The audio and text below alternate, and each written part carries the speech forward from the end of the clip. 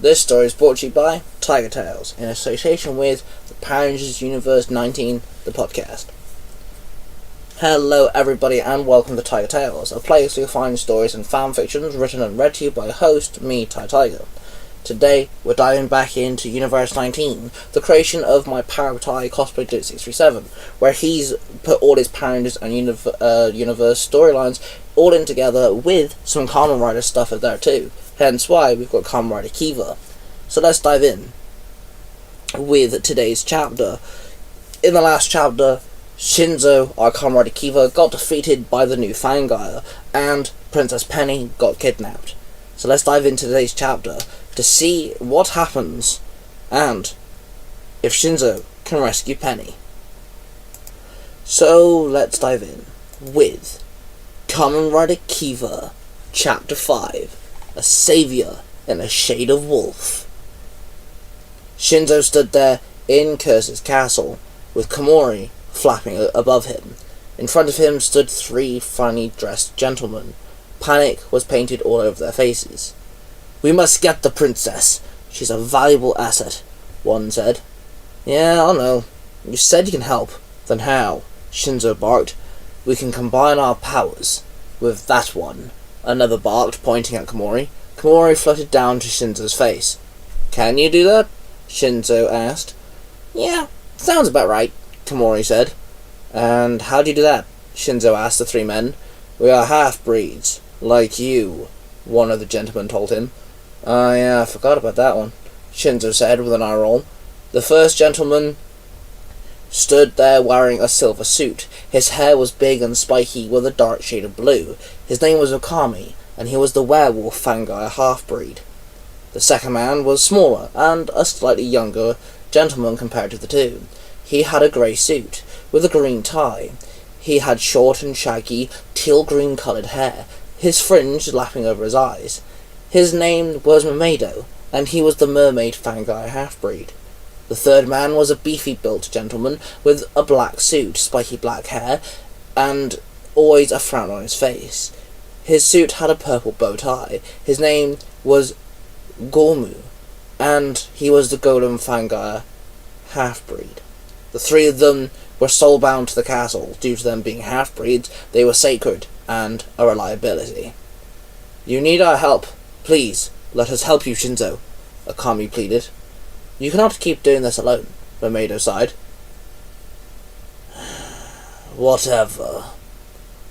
Goremu rolled his eyes. "You're the quiet one?" Shinzo stated, looking at Goremu. "Use our help or don't. I couldn't care less. You're a fool, and should not be the reason why the Fanguires go back home," Goremu barked. "I like him," Komori chuckled. Shinzo sighed, rubbed his eyes, pushed his hair back out of his face, and then walked up to the trio. "I'll use your help. This one time," Shinzo snapped. "Perfect," Okami grinned. "How'd I call you guys, for your aid?" Shinzo asked. "Whistle for us." "Bat, come here," Mamedo called. Komori flew over and perched on Mamedo's arm. Mamedo booped his nose, and a small sparkle of green energy sparkled between Komori and Mamedo. "Blow the whistle, and we will come to your aid," Mamedo explained to Shinzo as Komori took flight once again. "Okay? Sure," Shinzo said, confused, then looked at Okami. "I guess you're up. Keep an ear out?" Shinzo said, confused. Okami just nodded. Then in a flash of white, Shinzo was back in the house, with Sean still on the ground. Shinzo bolted to Sean and pulled him up, and placed him on the chair as he came around. "Oh, what happened?" Sean muttered. "I think you were attacked by Tiger, and the new Hellyfish dude. They got Penny," Shinzo explained. "I beg your pardon? Why are you here? Why aren't you handling this? The princess needs to be safe," Sean screeched. "Yeah, you think? I kinda got that impression by myself. Don't need everyone telling me," Shinzo growled back. "Sorry, that was not my place," Sean muttered. "Penny would have me killed if she knew I left you here unattended," Shinzo snapped. "Yes, thank you," Sean sighed. "I'll be back soon," Shinzo muttered. Then he walked out the house, Komori flowing over him. "That was intense," Komori hissed. "Yeah, well, I got more intense things to deal with right now, don't we?" Shinzo muttered. "Now what?" You find Penny and Tiger. We deal with Tiger and Jellyfish, Shinzo explained. Yeah, I can sense the princess already, Komori told him. Komori led Shinzo to an empty parking lot, where Jellyfish had Penny wrapped in tentacles. Tiger stood next to them. Shinzo walked up to them and stood there with his arms crossed. Found us, did we? Tiger barked. Of course, Shinzo growled. Jellyfish released a spark of electricity, which zapped Penny, who screamed out in pain. Let her go, Shinzo growled. Deal with him, Tiger demanded, and took several steps back. Jellyfish let go of Penny, leaving her tied up, detaching the tentacles. Then they regrew quickly. Jellyfish then walked up to Shinzo. You ready to do this? Komori said. Took the words right out of my mouth, Shinzo grunted furiously. Shinzo grabbed Komori with his right hand. Bite! Komori yelled out, and then Komori was brought to Shinzo's left hand, and Komori sunk his teeth into Shinzo's skin. Black veins rippled up his arm and across his face. Suddenly, magic chains formed around his waist, and formed into a red and gold henshin belt. The belt was all red, and had a metal rod above the waistline. Shinzo held out Komori. Henshin! Shinzo called out, and placed Komori up to the rod of the belt. With his little claws, he latched on, and then Shinzo placed Komori onto the belt, clipped him in upside down. Suddenly, metal liquid formed around Shinzo. And then, with a shatter of glass, the liquid formed into his rider suit, forming Kamen Rider Kiva. Kamen Rider Kiva then ran at Jellyfish and jumped up and swiped his claws at the Fangire. But Jellyfish summoned his tentacles and whipped Kiva in the chest. A spark of electricity zapped him as the tentacles made impact. Kiva dropped to one knee as he endured the shocking pain. He then dived at Jellyfish Fangire once more and threw his fist out. Jellyfish caught the fist and kicked the Kamen Rider in the stomach before pulling him in close and smacking the Kamen Rider in the face with his arm, knocking the Kamen Rider onto his feet. Then Jellyfish wrapped Kamen Rider Kiva around with his tendrils and sent volts of electricity into him. He screamed out in pain. He was then thrown across the car park. He crashed into the ground, the concrete erupting underneath the impact. Kamen Rider Kiva stood up slowly. Damn it! It's a repeat of last time, Kamen Rider Kiva muttered. Suddenly a flash of light appeared to the left of his belt. Kamen Rider looked down to see 3 whistles slot into a holster attached to his belt. Kamen Rider Kiva pulled out the blue one, shaped in a wolf head. He then examined it. Let me blow the fang whistle, Komori told him from the belt driver. Okay, sure, Kiva nodded. Then he placed the fang whistle in Komori's mouth. The whistle called out. In Curse's castle, Okami could hear the call. He knelt down and dragged his 2 fingers and thumb across the floor. Sparks of lightning burst from his fingertips as they grazed the floorboards. Then he transformed into a small statue, which flew out the window and flew down to the Kamen Rider Kiva. Kiva took the statue, which unfolded into the Gurulu saber.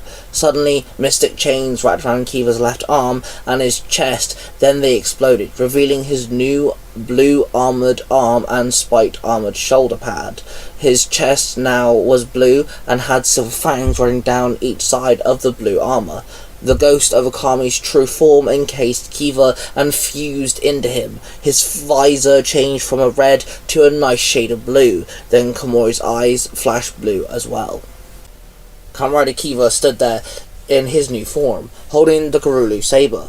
The saber was a gold curvy blade. A blue wolf head was placed above the handle. The blade extended from the wolf's head, making it like a horn.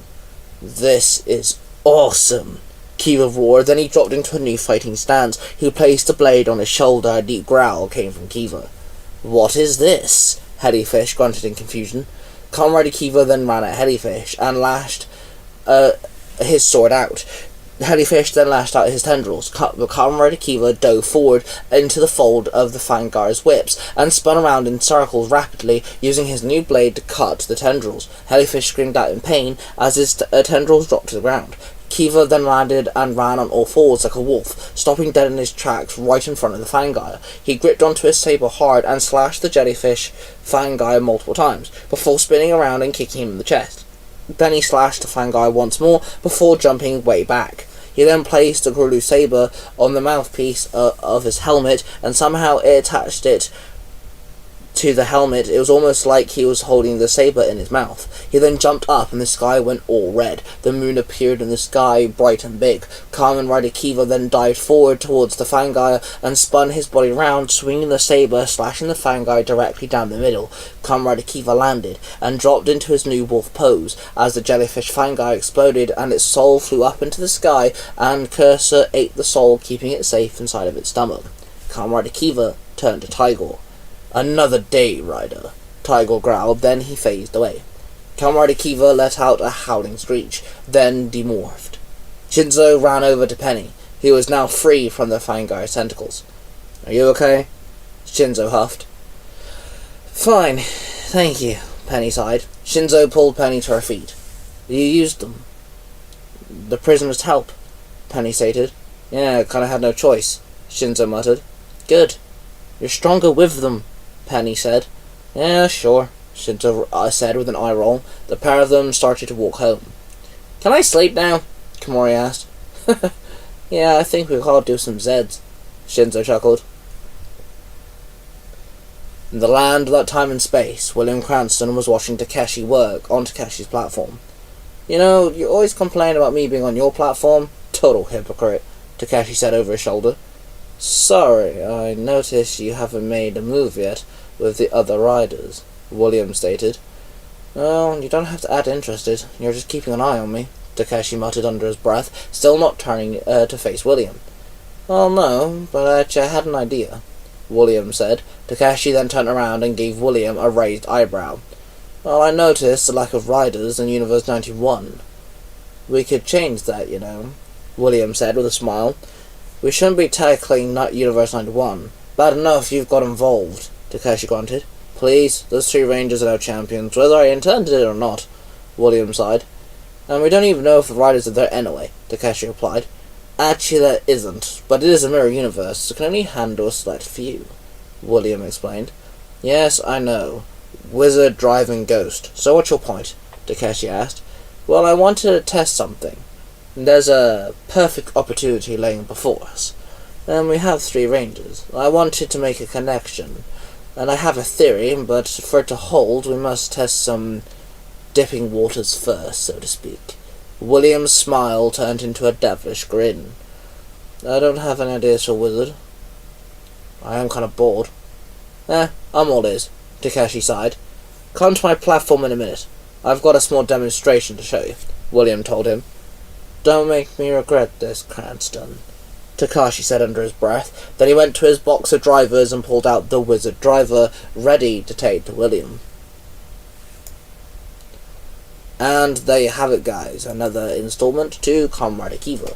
Hope you enjoyed this story. And finally we've got some new forms for Kiva. I do apologise about my slight change in voice for Komori. I'm still playing on what sort of voice I want to give the character. So, my apologies. Anyway, thank you all for watching. If you're listening to this on the Cosplay Dude 637's Universe 19 podcast, then please, of course, give us a follow. And thank you very much for everyone listening on the YouTube channel. If you're listening to the new channel, don't forget to like and subscribe. And, of course, subscribe because we're getting so close to 50. 50 subscribers, and that would be absolutely awesome. Now, of course, I just want to quickly shout out, of course, Cosplay Do 637's other two podcasts. Universe 19 being his first one. He's actually got two more. Sailor Moon E, which I'm a voice actor on, which is his own Sailor Moon storyline, which takes place after the manga and anime. And then we have Storytime with Cosplay Do 637, which he does other storylines. The Order, which is an original story, and his fanfiction on Shadowhunters and Sword Art Online. Of course, we got to shout out the third member to the Three Range Bros Studios, which is Mark the Red Corner Ranger, with his Nerd True Comics podcast. So make sure you go check that out, where he adapts comic books into audio dramas and shows off his own creative writing skills with Power Rangers Royal Britannia. We're in association with Zero to Hero. Make sure you go listen to Zero to Hero, the podcast, with Billy and Jim. And of course, the Balkan Scholar Podcasting always return to us every Friday with a blast to listen to. And of course, it's not just Power Rangers. They talk about many other fandoms like Gundams and Kamen Rider. They've talked about Doctor Who and etc, etc. So make sure you go check out everybody. Subscribe to the channel if you haven't, and follow the podcast if you haven't. And with that being said, I shall see you guys real soon.